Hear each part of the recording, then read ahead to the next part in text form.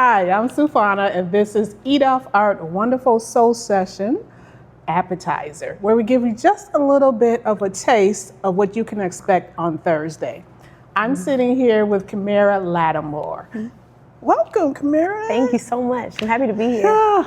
Thank you for coming and spending time with us. We're going to just get right into it. I just wanted to know, I know you sing all types of music. What was the first voice that you heard in your household? Whose voice was it? It was my father's. So my father, his name was Stacy Lattimore. He passed when I was 9, but he sang in a group called Processing the Do-Rags. They were produced by, produced by Rick James. They had the slick hair. But it was his voice that I heard. Him and both my mom, but more so him. Good. And so then when you heard their voices, was that something that you automatically wanted to mimic and do? So there's a story. I have no knowledge of it, in my own memory, but there's a story of my parents singing at a wedding and me being a baby and my mother holding me, and I was trying to take the mic out of her hand. I was singing in the microphone. So I have no real recognition of me wanting to sing as a kid, but I think it just because it was always around. I just adapted. So when you became a little bit older, when did you discover I really have a voice here and I want to utilize it? I think I was so when my friends got to jump rope outside the cherry tree, to be exact, my dad had me practicing scales. And I didn't know that I had a gift. I just knew that my father believed in me. And so it went from me learning scales with my dad to me singing at churches and seeing him in the corner with a camera, or at talent shows. I still, just trying to really be honest, I didn't really know then that I had a voice either. I was just doing what I was taught. And then when I got to, I want to say middle school, and my teacher started asking me to sing the national anthem or do things over the intercom, it started to click. I'm like, is this something different from other people, So it was around that age and that time that I started realizing that God had given me something. So when you started singing, was there any kind of ease or were there's nervousness? Oh man, I was always a tree, so I was always and my father would say, at least say hi to the people before, you sing. So I was always crazily nervous until maybe second verse through the song. That's where my ease started to, but I was so nervous that the mic would literally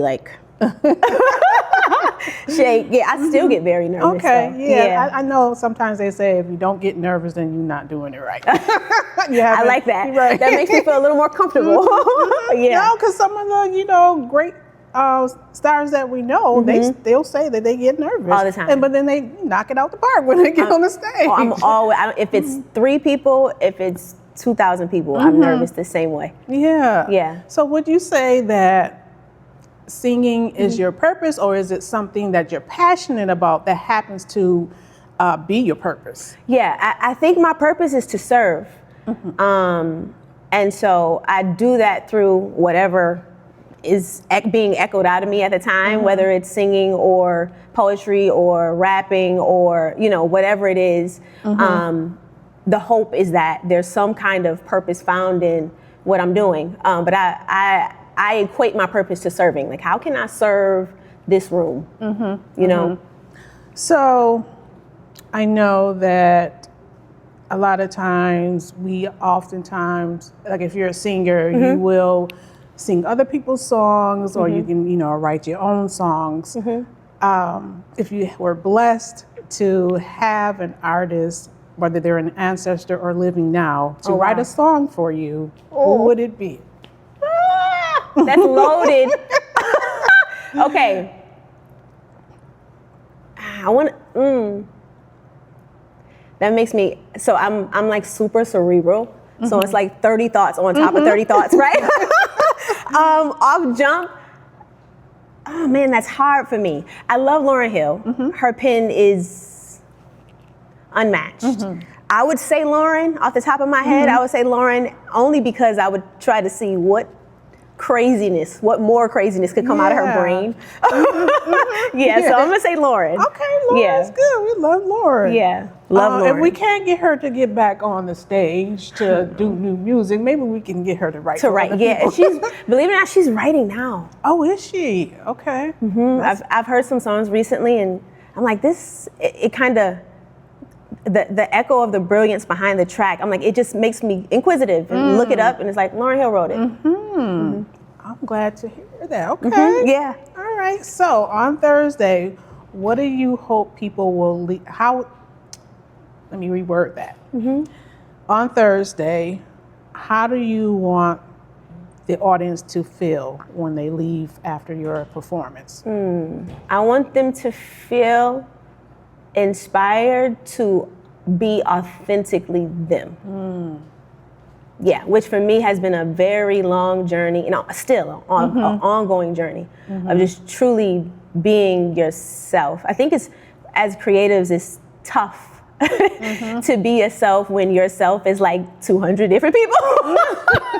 So it's like, hi, this is me, and this is me, and this is me, and you wear all these different hats. And you're trying to and it's like out. One doesn't wash out the other. There's like literally an octopus. You just all these different legs, and and so that's difficult. It's difficult to truly be yourself in all the ways that you are yourself. Yeah. And so that's my hope.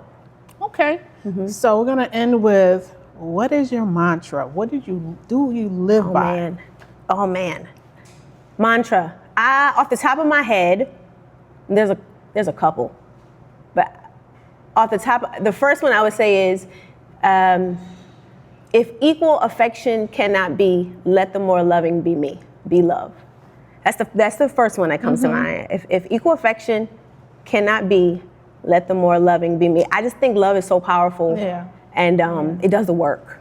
It does. Yeah, it does the work. So yeah, I would say that one above all. Okay. Yeah. Well, there you have it, guys. Yeah. Gave you just a little taste of Kimera Lattimore. Thank you so much. Thank you so much. Excited.